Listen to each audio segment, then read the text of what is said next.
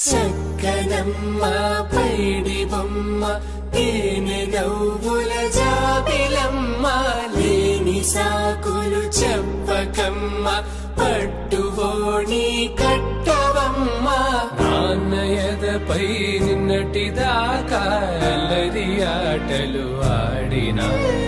చిన్నారి తల్లి లేత భుజములు నేడు చీరలు మోయునా